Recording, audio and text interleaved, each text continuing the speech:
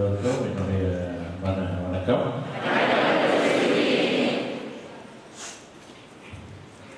எல்லாம் எப்படி இருக்கீங்க?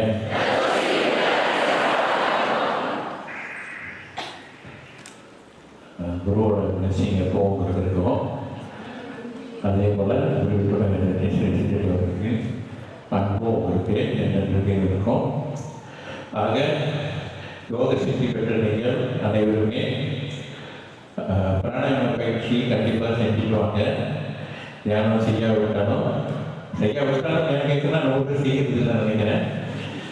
ஆக பிராணாயாம பயிற்சி கண்டிப்பாக செய்து கொண்டு வர வேண்டும்.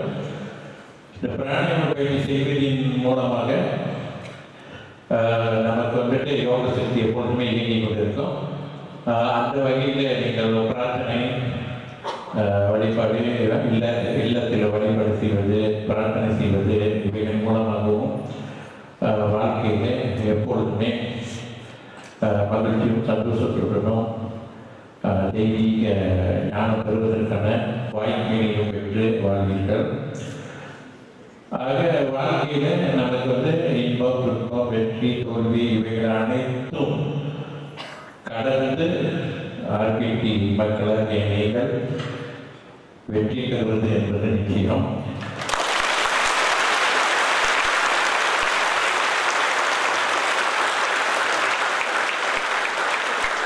வாழ்க்கையில் வந்து எதையுமே வந்து வாழ்க்கை என்பதை வந்து வாழும் பொழுது வாழ்க்கையில் பல நிகழ்வுகள், வாழ்க்கையில் பல சம்பவங்கள் ஏற்படுவது சகஜம்.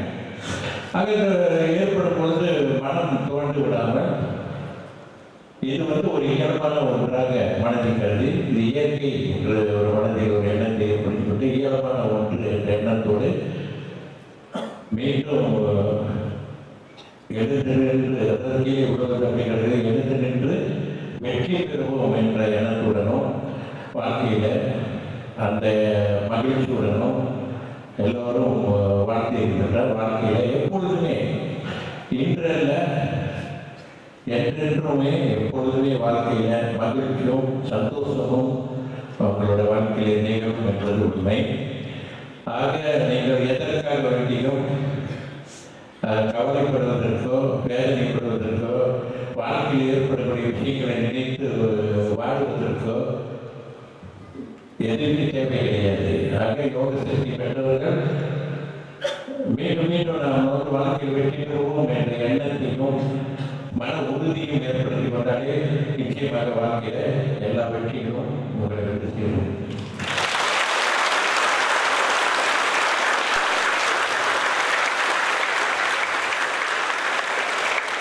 யோக சக்தி என்பது மனிதனுக்கு இருக்கக்கூடிய மகத்தான சக்தி. அந்த சக்தி இறைவனால் அளிக்கப்பட்ட ஒரு சக்தி. ஆக இறைவன் துணையுடன் செயல்படக்கூடிய ஒரு சக்தி. ஆகையால் நாம் அந்த சக்தியை பெற்றிருக்கின்றோம் என்ற அடிப்படையிலே எல்லாவற்றிற்கும் வாழ்க்கையிலே ஆன்மீகத்திலும் சரி வாழ்க்கையிலும் சரி முழுமை அடைவதற்கு அஸ்திவாரமாக விளங்குவது இந்த யோக சக்தி. அதை மனதில் கொண்டு நல்ல பிராணாயாம பயிற்சி செய்யுங்க, நல்ல பிரார்த்தனை செய்யுங்க, இல்லத்திலே இறை வழிபாடு செய்யுங்க. என்றென்றும் உங்கள் குருவாகிய நாமும் குருவின் பிறகு சரி அவர்களும் என்றென்றும் உங்கள் பக்கம் இருக்கின்றோம் என்பதை உணர்ந்து